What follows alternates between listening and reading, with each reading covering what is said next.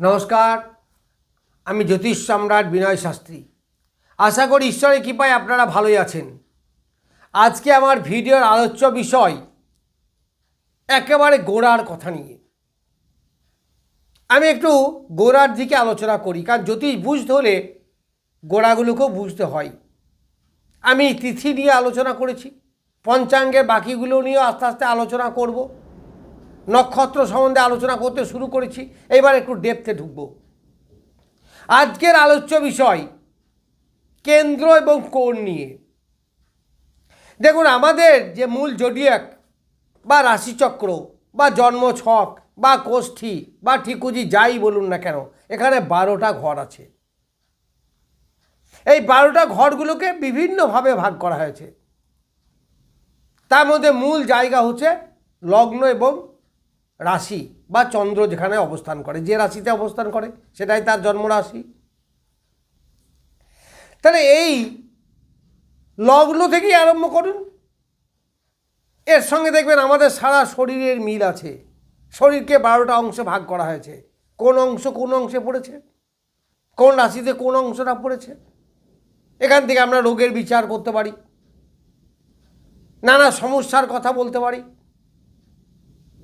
তাহলে এখানে কেন্দ্র কোণ আজকের আলোচ্য বিষয়।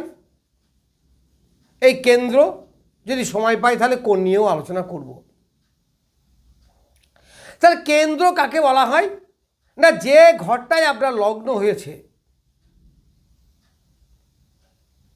যে ঘরটা লগ্ন থেকে কাউন্ট করে চতুর্থ ঘর, লগ্ন দ্বিতীয় তৃতীয় চতুর্থ, তাহলে 1, 4, 7 এবং 10 এই 4টে ঘরকে বলা হয় কেন্দ্র। এইবার লগ্ন সাপেক্ষে এই 4টি ঘরকে বলা হয়েছে লগ্নের কেন্দ্র। যদি আপনার চন্দ্র থেকে কাউন্ট করেন, তার চন্দ্র যে ঘরে বসে আছে তার থেকে 4 নম্বর ঘর কাউন্ট করুন। ধরা যাক আপনার মিথুন রাশি, তাহলে মিথুন, কর্কট, সিংহ, কন্যা, কন্যা হচ্ছে চতুর্থ। তারপর আবার ওই মিথুন থেকে 7 নম্বর ঘর হচ্ছে, আবার মিথুন থেকে 10 নম্বর ঘর। আমাদের বিবাহ দাম্পত্য বিচার করার জন্য শুক্রকেও অনেক সময় লগ্ন ধরতে হয়। তার তখন আমি শুক্র যে ঘরে বসে আছে সেখান থেকে কাউন্ট করব 4 নম্বর ঘর। তার মানে মূল জোডিয়াক যেভাবেই বিচার করুন না কেন, 4, 8 লগ্ন 1, 4, 7 এবং 10 এই 4টে ঘরকে বলা হয় কেন্দ্র। এদের ভূমিকা কি না, একটা বাড়ি দেখবেন যদি গোটাটা পিলার দিয়ে কেউ তৈরি করতে না পারে, 4 কোণে 4টে পিলার দেয়, তাতে বাড়িটা মজবুত হয়। তাই একটা বিল্ডিংকে ধরে রাখার যে পিলার, আপনার ছকের পিলার হচ্ছে এই 4টে ঘর। এই 4টে ঘরকে দেখেই অনেক কিছু প্রেডিকশন করে দেওয়া হয়।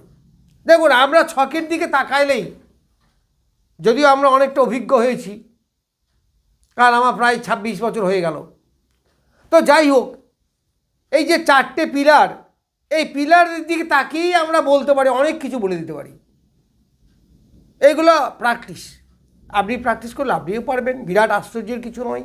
তবে সাবজেক্টটা কিন্তু খুব জটিল সাবজেক্ট। চট করে মাথায় ঢোকা একজন জ্যোতিষ, পূর্ণাঙ্গ জ্যোতিষ 5 বছর শেখার পরে আরও 5 বছর লাগবে তার অভিজ্ঞতা সঞ্চয় করতে, তবে ভালো আইডিয়া হবে।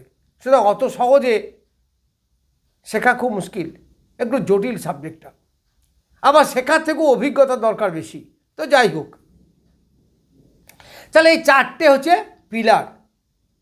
এইবার ধরুন লগ্ন, লগ্ন মানে ধরে নিন ইঞ্জিন। আমি একটু কম্পেয়ার করে নিন, বোঝাতে সুবিধা হবে। ধরুন ট্রেনের ইঞ্জিন, তাই ইঞ্জিন যদি বলশালী হয় তার ট্রেনটা আরও স্পিডে যেতে পারবে, ট্রেনটার ক্ষমতা অনেক বেশি, যে কোনো বাধা বিপত্তি সেগুলোকে অতিক্রম করার ক্ষমতা থাকবে বেশি, আর গোটা লোডটাকে টানার ক্ষমতা তারই বেশি। তার আন্ডারেই তো, ইঞ্জিনের আন্ডারে, সেটা আপনি যে কোনো ইঞ্জিন বলতে পারেন। এই ইঞ্জিন হচ্ছে লগ্ন। সেই জন্য প্রথমেই হচ্ছে লগ্নের বলবত্তা। লগ্নকে আমরা 1 নম্বর কেন্দ্র বলি।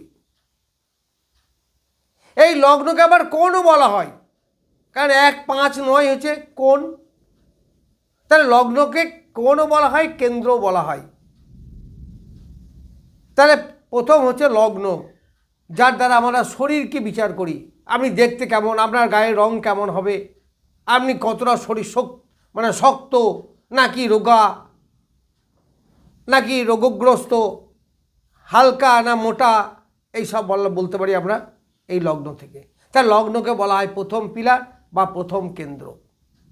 এইবার আমরা যাব চতুর্থ স্থান। চতুর্থ স্থান মানে লগ্ন থেকে কাউন্ট করে চতুর্থ স্থান।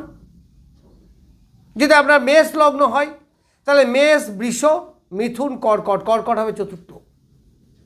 যদি আপনার সিংহ লগ্ন হয় তাহলে সিংহ, কন্যা, তুলা, বৃশ্চিক, বৃশ্চিক হবে চতুর্থ ঘর।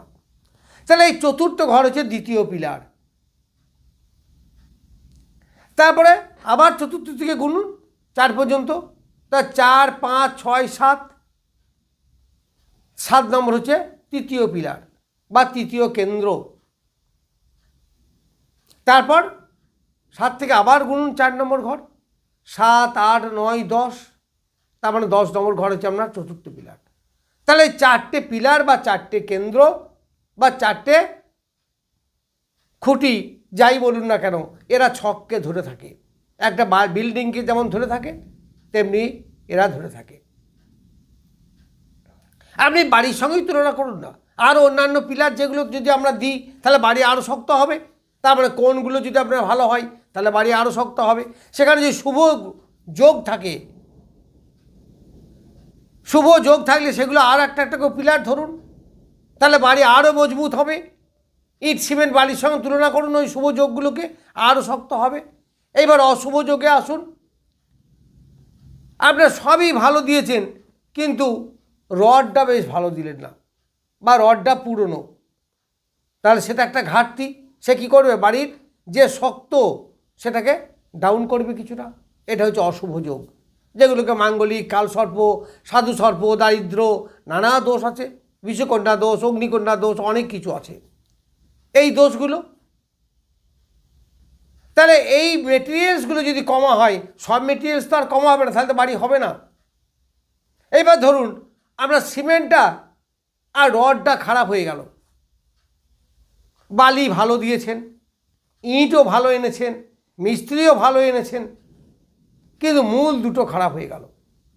তেমনি এমন কিছু আমাদের অশুভ যোগ আমাদের ছকে দেখা যায় যেগুলো আমরা প্রতিকার করতে বলি, সেই দুটো অশুভ যোগ কী করলো, আপনার গোটা ছকটাকে নষ্ট করে দিল। এই বাড়ির লংজিভিটি যেমন কমে যাবে, কারণ রড আর সিমেন্ট দুটোই কমা দিয়েছেন, বাকিগুলো ভালোই আছে। সেই জন্য ছকে কি অশুভ গ্রহ, অশুভ যোগ আছে সেটা কিন্তু আমাদেরকে দেখতে হয় এবং তার ইমিডিয়েট প্রতিকার করা দরকার।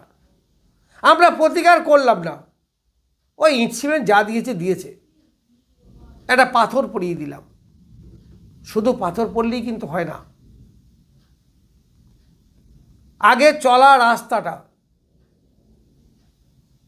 তো যাই হোক, তাহলে আমাদের এই 4টে কেন্দ্রের কথা বললাম, বিস্তারিত আলোচনা করতে অনেক দেরি হয়ে যাবে। এই 4টে কেন্দ্রের ভূমিকা, প্রথম দেখুন আমাদের জীবনে আমি বেঁচে থাকাটা আমার সব থেকে গুরুত্ব, আমার শরীরটা সুস্থ থাকা, লগ্ন। দ্বিতীয় চাহিদা কি আমাদের, এডুকেশন দরকার, ওই চতুর্থ স্থান। আবার জীবনে বাঁচতে গেলে প্রথমে মাকে দরকার, ওই চতুর্থ স্থান। আপনি দেখবেন এই 4টে ঘরের ভূমিকাও কিন্তু আমাদের প্রচুর। দেখুন আমার হাতে যদি অর্থ না থাকে তাহলে আমি 2-4 দিন যা খাবার ঘরে আছে তা দিয়ে বাঁচতে পারবো, জল খেয়েও বাঁচতে পারবো। তাহলে অর্থ না চাগলেও আমরা 2-4 দিন আমরা কাটাতে পারি, কিন্তু আমাদের যদি খাবার না থাকে তাহলে আমরা একদিনও বাঁচতে পারবো না। তাহলে এই চতুর্থ আমাদের চাহিদা, আমাদের জীবনের চাহিদা, সেইগুলো থেকে মেটাবে এই 4টি কেন্দ্র। প্রথম বললাম শরীর স্বাস্থ্য, দ্বিতীয় বললাম কি আমাদের এডুকেশন, মাতৃ মনের শান্তি সুখ, চতুর্থ থেকে বিচার হয়। তারপরে যাব কি, আমার যখন এডুকেশন হয়ে গেল তখন আমার দাম্পত্য জীবনে যেতে হবে, একটা ব্যবসা করতে হবে, না হলে আমার চলবে কি করে, অর্থ দরকার তো এইবার, সংসার। তাহলে আমার দাম্পত্য জীবন আমাকে সেটেল হওয়ার জন্য তাহলে 7 নম্বর ঘরের দরকার। এবার 7 যখন আমার হলো, তাহলে আমি ব্যবসা করতে পারবো। আবার 10কে আমার দরকার, কর্ম, ব্যবসা সেটাও তো একটা কর্ম, চাকরি সেটাও তো একটা কর্ম, যাই করে যা কেন কিছু একটা কিন্তু করতে হবে। তাহলে এই 4টে ঘরের ভূমিকা কিন্তু আমাদের জীবনে সব থেকে বেশি। তারপর আমার চেষ্টা, তারপর আমার সন্তান, তারপরে আমার রোগ, তারপরে ঝগড়া ঝামেলা, আমি কি লাভ করলাম কি লস করলাম, এগুলো তো থাকবেই জীবনে। কিন্তু মূলত দেখুন এই 4টে ছাড়া আমরা জীবন অতিবাহিত করতে পারবো না। এই জন্যে কেন্দ্রের ভূমিকা কিন্তু চরম ভূমিকা। আবার গোচরের কথা যদি আমি ভাবি, এখন অনেক কিছু আলোচনা করতে হয়, গোচর দশা যাই হোক, গোচরের কথা যদি আমি ভাবি তাহলে দেখবেন গোচরে এই কেন্দ্রস্থানে যে গ্রহ আসবে সে দেখবেন অনেকটা শুভ ফল দেবে। যদি শুভ গ্রহ আসে সে তো নিশ্চিত শুভ ফল দেবে, আর যদি অশুভ গ্রহ আসে তাহলে সে কিন্তু অতটা অশুভ ফল দেবে না, তার নেগেটিভিটি অনেকটা কেটে যাবে। এই কেন্দ্রপতি গ্রহের যদি দশা চলে আপনার, তাহলে আপনার মোরাললেস কিছু গেন কিন্তু করবেনই। তাহলে মোটামুটি আমি বোঝাতে পারলাম যে আমাদের যে 12টা ঘর এর মধ্যে কেন্দ্রের ভূমিকা কী। এরপর আমি আবার আলোচনা করব কোণ নিয়ে। কোণের আলোচনা আর করা গেল না, ভিডিও অনেক বড় হয়ে যাবে, আপনাদের খুব একটা ইন্টারেস্ট থাকে না বেশি দেখতে। যাই হোক, আমি কেন্দ্র নিয়ে আজকে মোটামুটি বললাম, পরে এলে আরও বিস্তারিত আলোচনা করব। নমস্কার, আজ এই পর্যন্তই।